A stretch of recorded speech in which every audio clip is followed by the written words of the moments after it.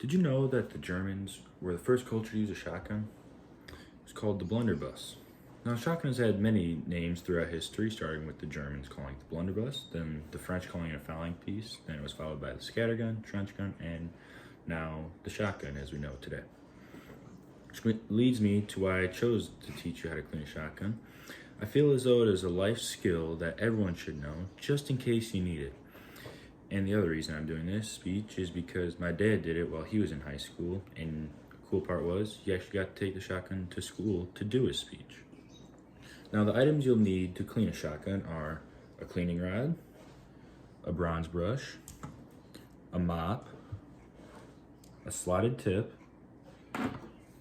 lubricating oil. I'm using Hops 9 lubricated oil, powder solvent. Once again, I'm using Hops 9, some sort of rag, a toothbrush, and obviously a shotgun.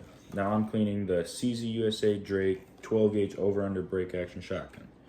There are many different kinds of bores. There's 10 gauge, 12 gauge, 16 gauge, 20 gauge, 28 gauge, and 410 bore. And the reason it's called 410 bore and not a gauge is because of the way it's measured. It's measured in 410 thousandths of an inch, which would be the equivalent of about a 67.5 gauge. And one thing a lot of people get confused about is the bores. The funny thing is, the lower number the bore, the bigger the barrel. So as the bores go up, the barrels get smaller and smaller. First and most important step is to make sure the shotgun is clear. And it is because there are no shells in it. Then you need to check and kind of hold it up towards a light source to see if there's any grime, dust, dirt, debris, anything in the barrel. Now this is what the dirty barrels look like. You can kind of see the stuff on the edges of the barrel, and that's what we're trying to clean out of there.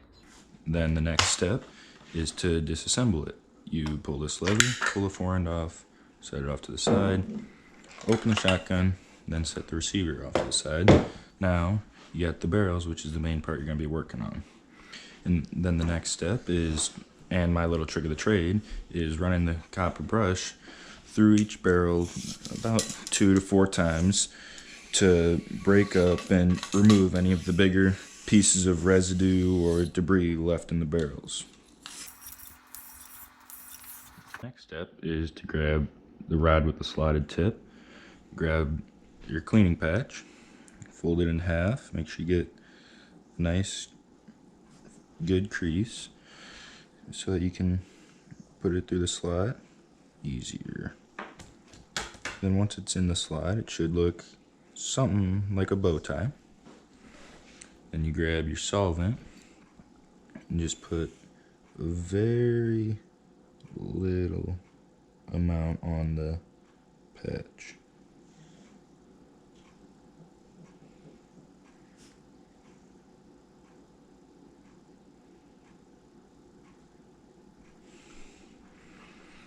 Then run it through each barrel 2 to 4 times. The cleaning solutions are actually so powerful that they can break down or deteriorate the wood on the gun.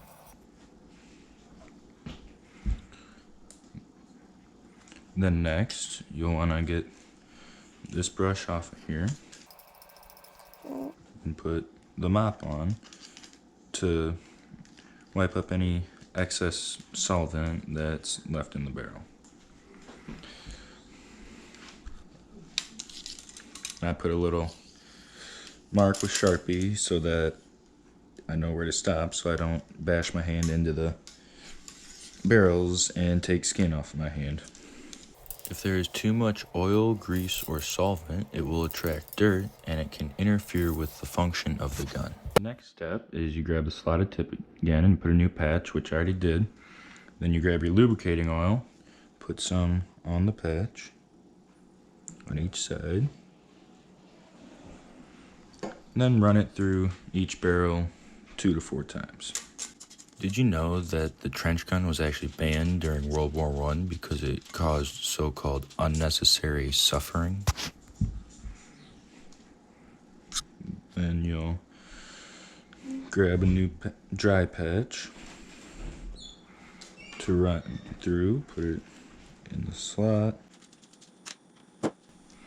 and run it through each barrel to pick up any excess lube. The two most common shotgun models that the U.S. used during World War II were the Winchester Model 1897 and Winchester Model 1912. The next step is grabbing one of your rags, grab the lube, put a spot on the rag, and then just wipe all the metal down. Wiping the barrel down with lube helps prevent corrosion. In modern days, shotguns are used to breach or infiltrate buildings by shooting the hinges off of the door, as well as hunting a large variety of animals. Wipe it with lube, you reassemble it,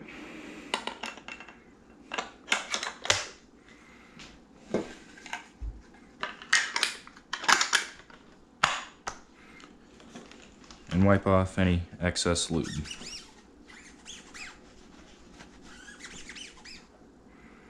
And that is how to clean a shotgun. And this is what the clean barrels look like. So there's a couple ways that you can benefit from learning to clean a shotgun. The first is, say there's a zombie apocalypse and you're out scavenging for supplies and notice a horde of zombies approaching. So to defend yourself, you start taking them out with your shotgun, but then your shotgun jams and you decide to run out of there to get back to base. Then you clean your shotgun and notice that it doesn't jam. So, learning to clean a shotgun will help you defend yourself during a zombie apocalypse, as well as severely decrease the chance of your shotgun malfunction. So, if you follow these basic steps to clean your shotgun and clean it frequently, it will ensure the safety and longevity of your shotgun. Thank you.